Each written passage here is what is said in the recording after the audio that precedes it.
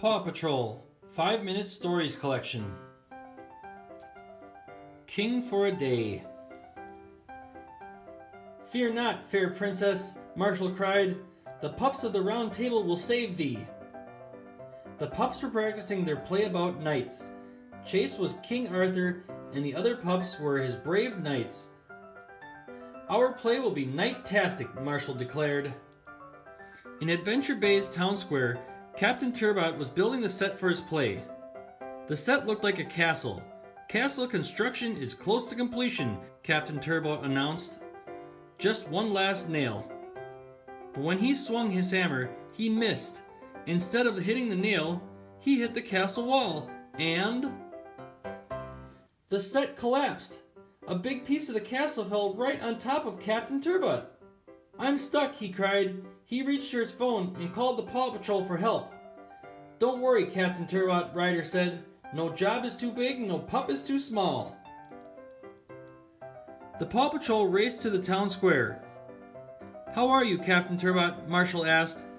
"Super, but stuck," he said. "And my arm smarts a smidge." "We'll have you out in no time," Ryder promised. "Rubble, use your claw hook to lift the wall." "On the double," Rubble said. Rubble backed his truck up to the wall and lifted away from Cap'n Turbot. But there was still another piece of scenery trapping him. Chase used his winch on his vehicle to pull the doorway off Cap'n Turbot. He was free. "Thanks, Paw Patrol," Cap'n Turbot said as he stood and brushed himself off. "Okay, Cap'n Turbot," Marshall said. "I need to do a medical exam. X-ray machine." The machine popped out of Marshall's pack. He used it to scan Cap'n Turbot's bones. Marshall said. "Looks like it's only a sprain. I'll wrap it up."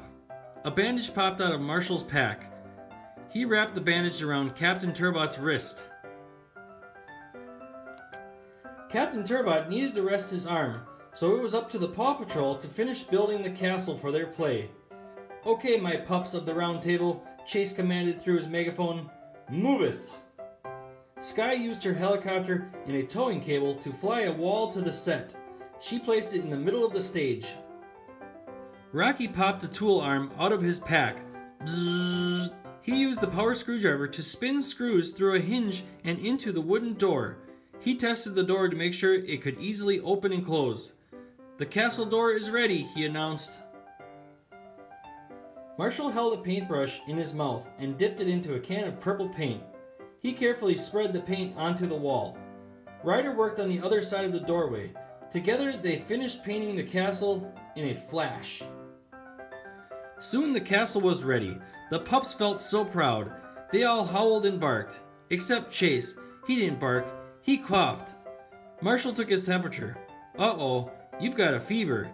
You need lots of rest and liquids." "But who will play King Arthur in the play?" "Marshall.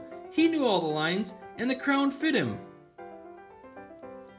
It was time to start the entertainment, and the last of the audience arrived just before the play began. Callie the kitten was a princess stuck high in a tower. The pup who pulled the bone from the stone would become king and save the princess. "Behold, the bone," Rubble said. Rocky said, licking his lips. "It lookseth delicious." Marshall entered.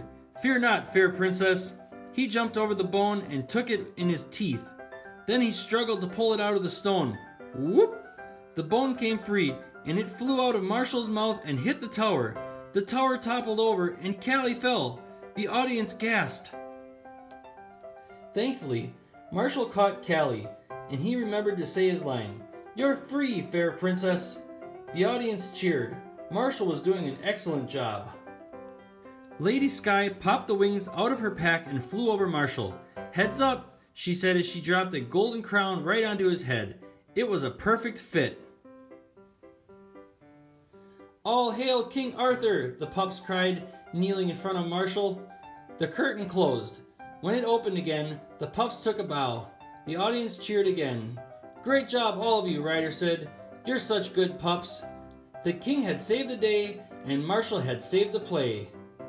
The end.